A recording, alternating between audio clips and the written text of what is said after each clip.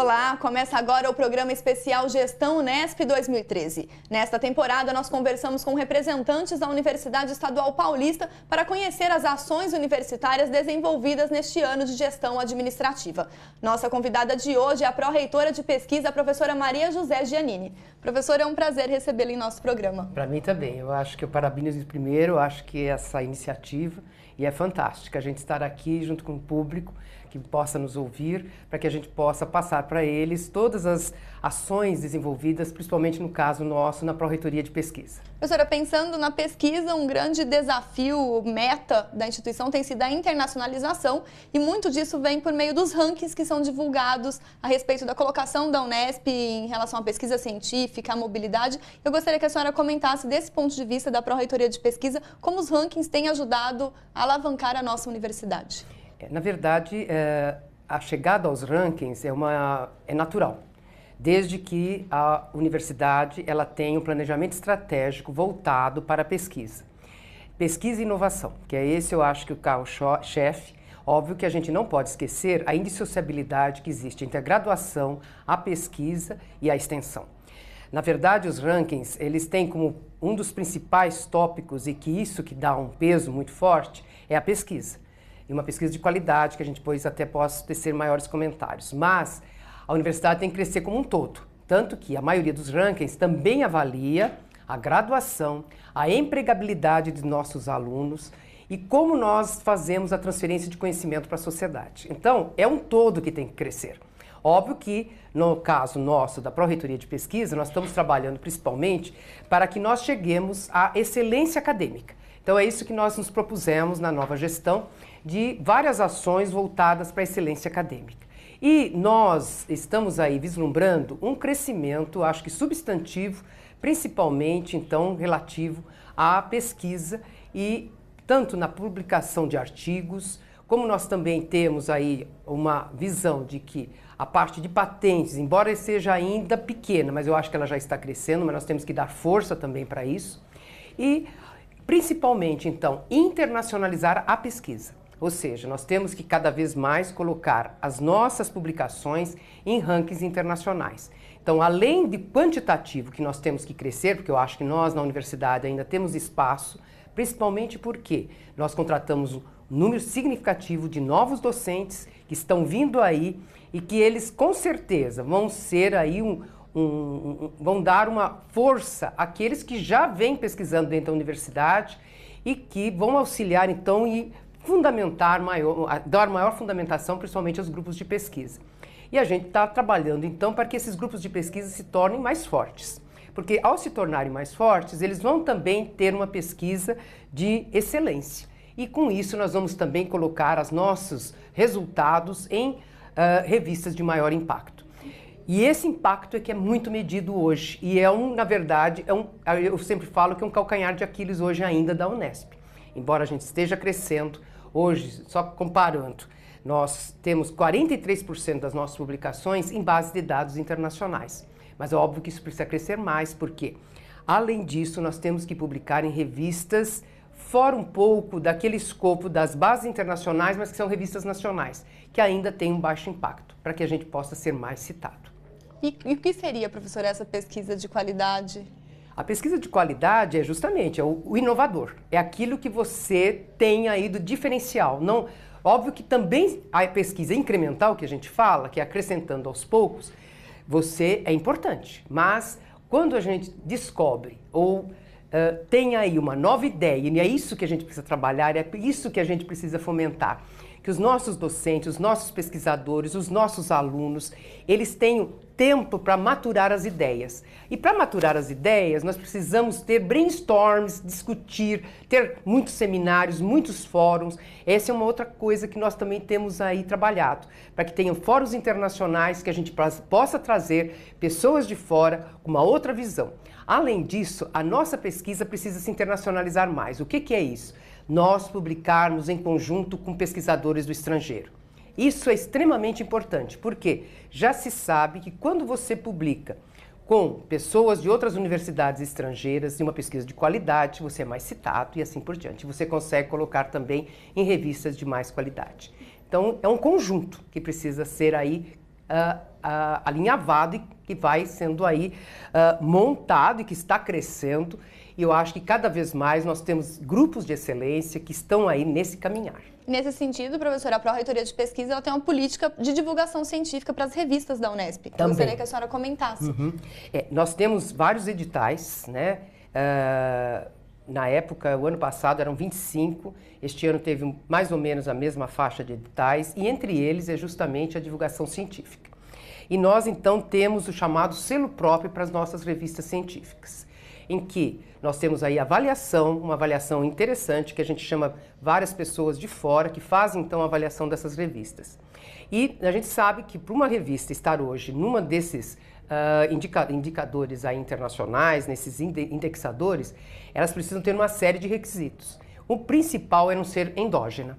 Então, não pode ter endogenia. Então, as pessoas que pensam que ao criar novas revistas, elas vão, entre aspas, que a gente chama, desovar as suas publicações, esse não é o caminho. O caminho é nós termos revistas em que nós possamos alcançar um público, então, inclusive externo. Não é só para o público interno, mas ela dá também, quando essa revista chega em indexadores internacionais, ela dá visibilidade à nossa universidade, porque é a Unesp que está lá o nome. Então, é esse também um ponto que a gente precisa estar atento.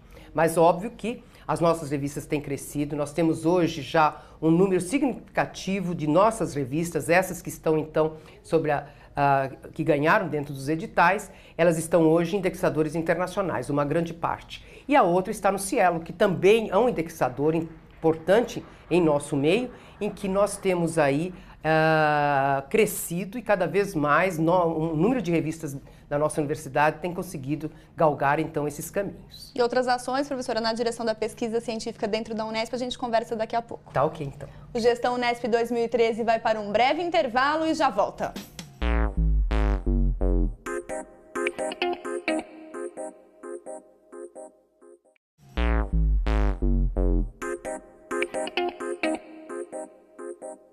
O Gestão Unesp 2013 está de volta e nesta temporada nós conversamos com representantes da Unesp sobre a gestão da universidade. Nossa convidada de hoje é a pró-reitora de pesquisa Maria José Giannini.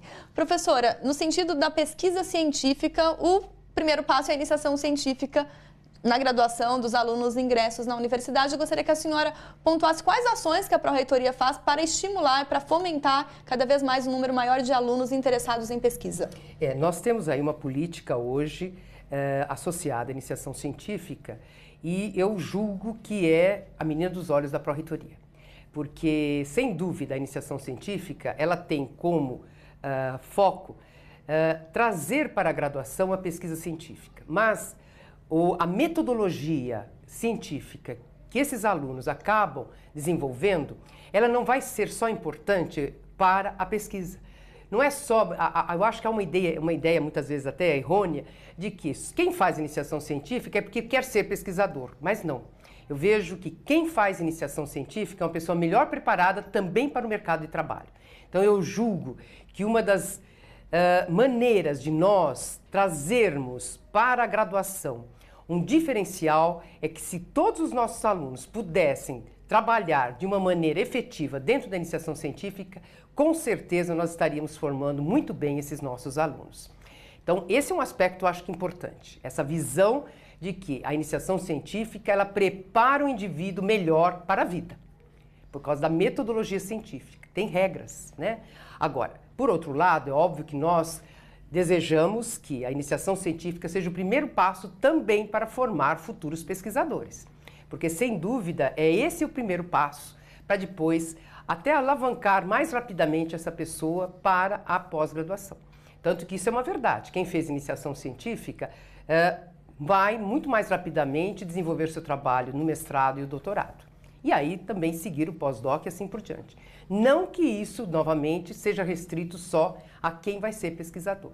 Mas eu acho que hoje a nossa geração do conhecimento, em que o conhecimento é, na verdade, o que de mais importante nós podemos transmitir dentro da universidade, que é a formação de recursos humanos de qualidade, com certeza esse é um passo importante. E nesse sentido, professora, existem existe a política de formação de recursos humanos para inovação tecnológica, para pesquisa, que é essa pesquisa inovadora, que seria o grande diferencial de uma universidade de qualidade. E quais as ações que a Unesp desenvolve para a formação desses recursos humanos?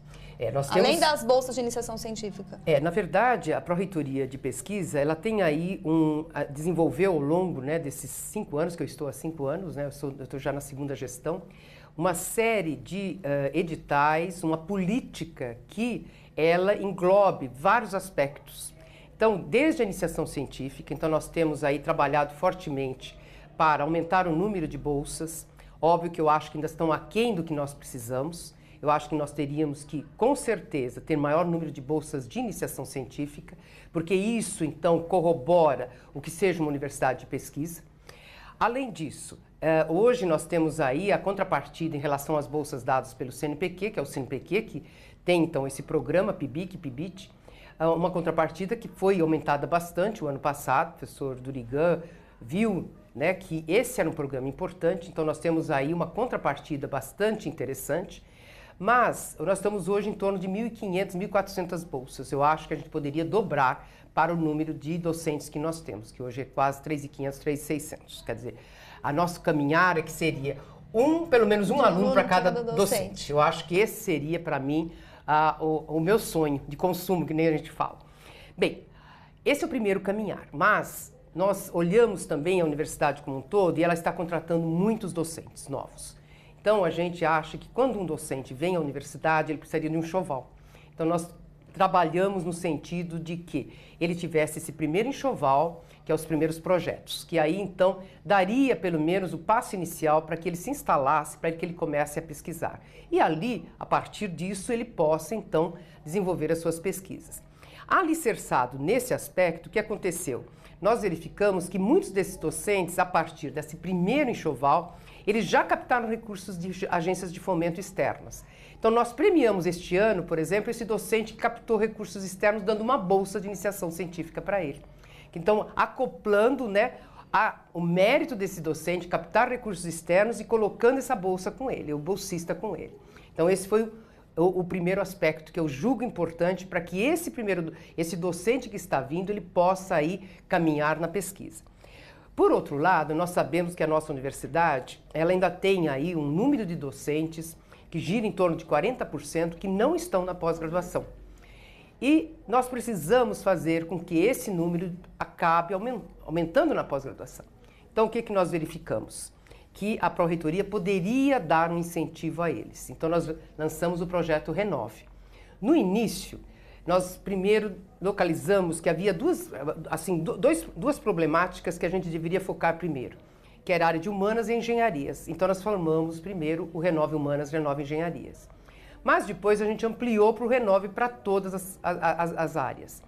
E hoje a gente vê com muito bons olhos que nossa primeira avaliação que nós fizemos este ano já tem em torno de 16% a 17% daqueles que receberam essa bolsa, que receberam essa verba, entraram na pós-graduação. Ou seja, então, eu acho que esse é um caminho, um incentivo de que a universidade ela precisa ter esse olhar para fazer com que aquele docente, que às vezes está tendo alguma dificuldade, que ele possa, então, ingressar na pós-graduação.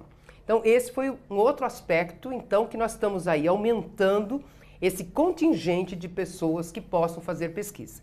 E nós temos agora um olhar, que talvez já começou este ano, e já o ano passado a gente estava trabalhando, que é a área de humanas, a área de engenharias. Para o ano que vem nós vamos trabalhar na área de agrárias, na área de saúde e biológicas, que é trabalhar aí as áreas para verificar o que eles precisam para mais rapidamente eles poderem crescer.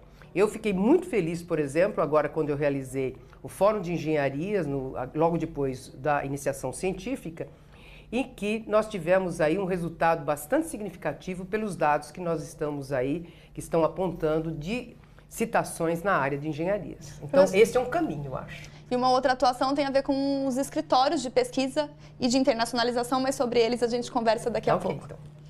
O Gestão Unesp 2013 vai para um breve intervalo e já voltamos.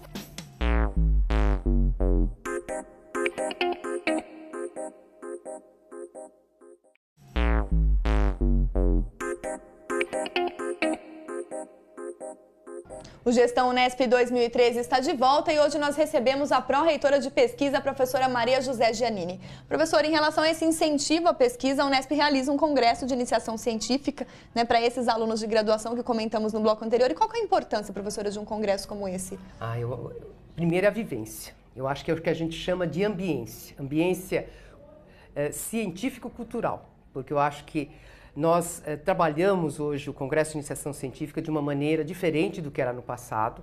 Ele, primeiramente, é iniciado nas unidades, os melhores, então, trabalhos são selecionados e aí nós fazemos um congresso com 600 alunos, que nem foi este ano. E ali são, então, apresentados aqueles trabalhos previamente selecionados. E de todas as áreas. Então, isso é que eu acredito que seja hoje a verdadeira ciência. Tanto que nós estamos trabalhando muito na interdisciplinaridade. Então, eu vejo que esse olhar diferenciado das diferentes áreas para resolver problemas complexos é o que nos motiva. E justamente este ano nós completamos o 25º Congresso de Iniciação Científica e o primeiro internacional. Então, nós tivemos aí premiações de nosso reitor, que foi o primeiro, né, o professor Landim, que foi o primeiro em que se iniciou, então, a iniciação científica de uma maneira concreta. E também trazemos vários professores, pesquisadores do exterior, falando sobre as pesquisas de fronteira.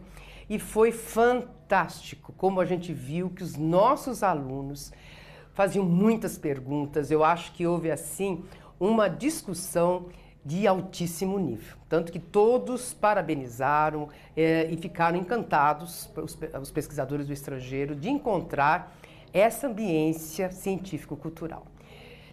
E para incentivar ainda mais isso, existe um edital que é o Jovem Pesquisador. Isso. Na verdade, então, aquela pessoa que acabou a pós-graduação, ele é um doutor, mas ainda tem que continuar seu trabalho, nós criamos o recém-doutor e também o jovem pesquisador.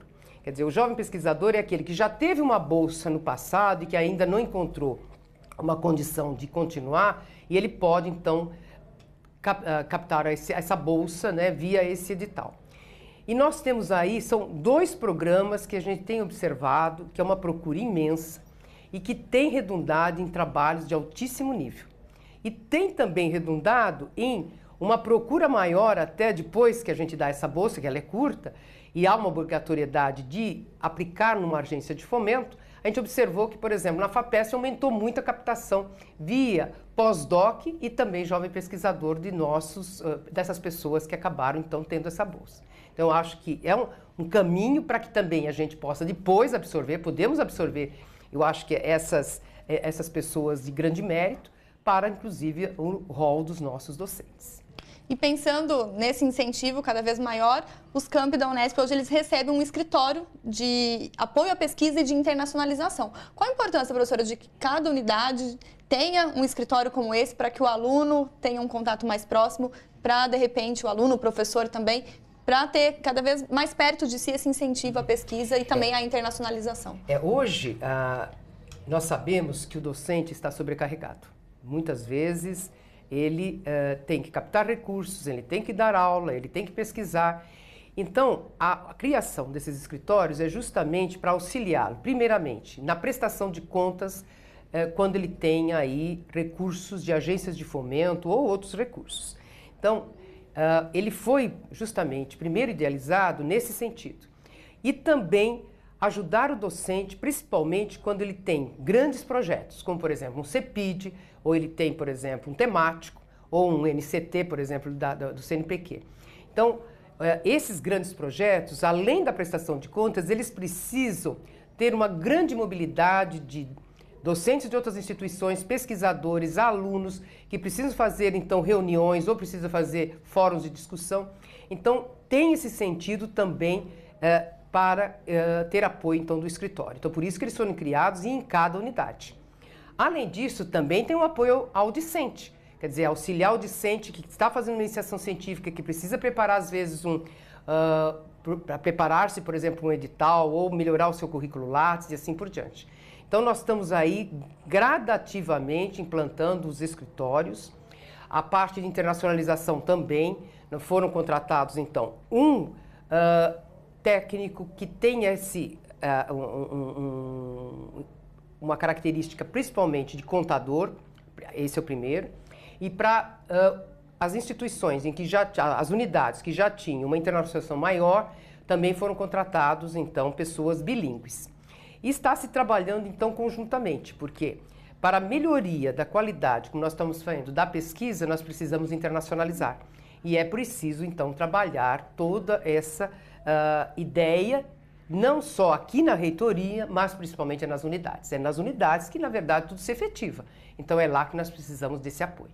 E dentro desse apoio, a União Europeia está com o programa Horizon 2020, que para ser lançado em 2014, e que a Unesp faz parte desse projeto para receber uma verba da União Europeia, pensando nessa internacionalização. Qual a importância, professora, de mantermos esse contato, esses acordos, os convênios que são estabelecidos na Unesp com outras universidades? Nós tivemos este ano e desde o ano passado uma ação bastante forte e conjunta com a Arex, né, a professora Mariusa, né, na parte de internacionalização.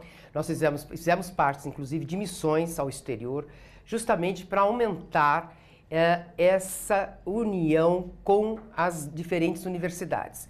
Universidades que estão aí nas top 20, top 10 do mundo, mas também nos interessam universidades, por exemplo, da América Latina, universidades da África, universidades europeias. Nós trabalhamos dentro da PROP também com o Instituto Brasil-Europa. Isso foi o ano retrasado que se iniciou. Na verdade, quem capitaneou esse projeto foi a USP, mas nós participávamos fortemente com essa ideia, né, de estarmos aí estendendo, então, essa relação com várias universidades europeias. E agora foi lançado o Horizon 2020, do qual nós vamos ter que trabalhar aí conjuntamente os nossos docentes com as universidades do exterior para fazer, então, entrarmos nesses editais e trabalharmos e concorrermos aí, eu acho que de igual para igual com qualquer outra universidade. Existe já, então, um trabalho que vem sendo alicerçado. Tanto que, por exemplo, nós temos aí um projeto que começou em 2009, 2010, com a Universidade de Leuven, em que nós colocamos recursos, a universidade coloca recursos, e nós já temos docentes trabalhando, então, em projetos internacionais. Nós temos outros docentes que trabalharam, então, também nos projetos anteriores da União Europeia. E nós temos vários docentes também agora, que nós fizemos visitas à Universidade do Canadá, teve uma outra visita que foi às universidades agora dos Estados Unidos. Então, nós temos que trabalhar conjuntamente para que a gente possa aí efetivamente ter projetos conjuntos. É isso que vai fazer a mudança desta universidade, quando nós tivermos um grande número de projetos internacionais e aí nós possamos, então, ter aí essa junção e aí uma internacionalização maior. Óbvio que a FAPESP também tem hoje, voltada para a internacionalização, eu sei de muitos docentes que também têm recursos hoje advindos dessas parcerias internacionais. Mas a universidade, com certeza, vai dar um salto significativo quando nós tivermos mais projetos conjuntos. Professor, e além desses projetos conjuntos, meta para 2014, o que mais podemos, enquanto universidade, esperar da atuação da Pró-Reitoria de Pesquisa? É ter um amigo. Nós estamos lá abertos a todos, desde aquele que precisa de uma ajuda para... você vê que nós temos aí parcerias no sentido de publicar artigos, então nós financiamos quem publica artigo em revista internacional, quem precisa de tradução. Nós temos hoje uma grande ajuda e que nós precisamos, talvez até precisaria de mais verbas para os biotérios. Então, o que aconteceu? Nós temos que melhorar a infraestrutura de pesquisa, isso é importantíssimo. É óbvio que nós temos aí, nesses últimos 5 anos, conseguido uma verba significativa da FINEP para isso, como também da própria FAPESP, em que nós tivemos aí uma verba significativa dos EMUs, né, que chamava EMU. Mas cada vez mais a gente precisa. Então nós precisamos melhorar as condições e tornar, eu falo, menos assimétricas as nossas unidades. Então eu acho que a gente tem trabalhado justamente para diminuir as assimetrias entre essas unidades, para que a gente possa ter aí todas as unidades trabalhando fortemente na pesquisa. É isso que eu quero e gostaria, né, de que ao fim do nosso mandato a gente possa ter contribuído um pouco mais para o crescimento da Unesp. Esteja aí, como este ano, a gente no final do ano tivemos aí uma posição bastante satisfatória nos rankings, né, tanto no QS, que avaliou então as economias emergentes, como o Times Higher Education, em que nós aparecemos entre as 4 brasileiras, que eu acho que isso, por isso que é uma universidade jovem, já estarmos entre as 4, para nós eu acho que já foi uma honra. E desejamos que a gente alcance esse nível de excelência em pesquisa, professora. Muito obrigada pela participação. Muito obrigado também a vocês.